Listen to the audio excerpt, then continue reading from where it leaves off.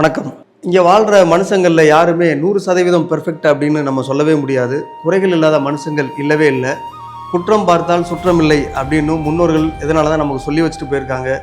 அதுவும் அரசியல் சூழல்களால் இன்றைக்கி ஒவ்வொருத்தரும் மாற்றி மாற்றி குறை சொல்லிக்கிறதும் வசைப்பாடிக்கிறதும் இன்றைக்கி ரொம்பவே சகஜமாக இருக்குது. சமூக ஊடகங்களில் மாற்றி மாற்றி திட்டிக்கிறதும் குறைபாடுகளுமே நம்ம கேட்டு கேட்டு அழுத்து போகிற அளவுக்கான விஷயங்கள் இருக்குது. இப்படியான குற்றம் குறைகளை யாரும் காணக்கூடாது அப்படிங்கிறது தான் இறைவன் நமக்கு வலியுறுத்தி இருக்கிறாரு.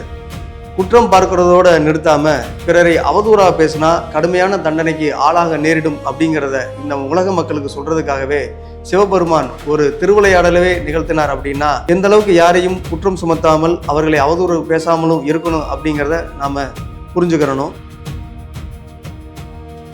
மதுரையில் சிவபெருமான் திருவிளையாடல்கள் பல நிகழ்த்தி இருக்கிறாரு. அதில் ஒன்று தான் பன்றிக்குட்டிகளுக்கு பால் புகட்டிய திருவிளையாடல். இந்த திருவிளையாடல் நிகழ்த்தப்பட்டதே யாரையும் குறை சொல்லவோ கேலியோ கிண்டலோ செய்யவோ அவதூறு பேசவோ கூடாது அப்படிங்கிறதுக்காக தான். நவகிரகங்களில் ஒருவரான குரு பகவான் மதுரையில் ஓடுற வைகை ஆற்றங்கரையில் தவம் இருந்தபோது அங்கே விளையாடிக்கிட்டு இருந்த சில சிறுவர்கள் அவரை பார்த்து ஏளனம் பண்ணுறாங்க. அதோடு நிற்காம அவர் மேலே கல்லை வீசி எறிஞ்சு கிண்டல் பண்ணி சிரிக்கிறாங்க. இதனால் அவருடைய தவம் கலைஞ்சு போயிடுது. இதனால் கோபப்பட்ட அவர் உடனடியாக அந்த சிறுவர்களை அடுத்த பிறவியில் பன்றிக்குட்டிகளாக பிறப்பாங்க அப்படின்னு சபிச்சிடுறாரு. உடனே பதறிப்போன அவங்களும் அங்கே வந்த அந்த பசங்களுடைய பெற்றோரும் தங்களுக்கு விமோசனம் வேணும் அப்படின்னு சொல்லும்போது சிவபெருமான் கையால் அந்த விமோசனம் கிடைக்கும் அப்படின்னு சொல்கிறாரு.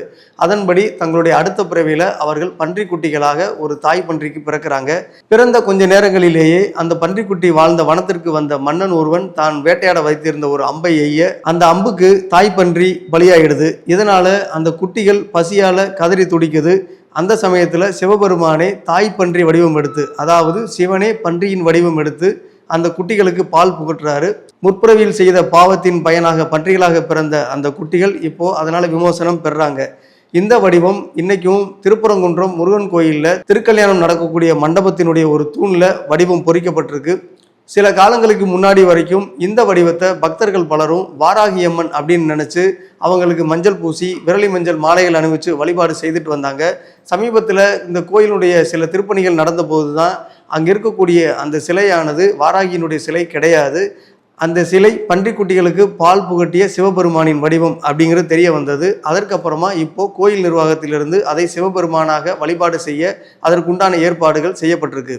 இந்த இடத்துல நம்ம சொல்ல வர மிக முக்கியமான விஷயம் என்னன்னா, சமீபத்தில் அரசியல் காரணமாக பலரையும் வசைப்பாடிக்கிட்டே இருக்கோம், அவங்களுடைய குற்றம் குறைகளை சொல்லிக்கிட்டே இருக்கோம். இப்படி யாரெல்லாம் பிறரை தூற்றி பேசியோ குறைகள் சொல்கிறோமோ, அதே போல் அக்கம் பக்கத்து வீடுகளில் யாரும் நமக்கு பிடிக்காதவங்ககிட்ட நம்ம வேலை செய்யக்கூடிய நம்மளுடைய அலுவலகத்தில் இப்படி நமக்கு பிடிக்காதவங்க யார் இருந்தாலும் அவர்கள் மனம் நோகும்படியாக நாம் திட்டி இருந்தாலும், அவர்களுக்கு நாம் ஏதாவது தவறு செய்திருந்தாலும் பாவம் இழைத்திருந்தாலும் அதற்கு மன்னிப்பு கிடைக்க நம்ம உடனடியாக போக வேண்டியது திருப்பரங்குன்றம் முருகன் கோயில் தான். அதுவும் அந்த முருகன் கோயிலில் அங்கே இருக்கக்கூடிய அந்த சிவபெருமானை வழிபட்டால் நம்ம செஞ்ச தவறுக்கும் பேசிய பேச்சுக்கும் பரிகாரம் கிடைக்கும், பிராயச்சித்தம் கிடைக்கும்.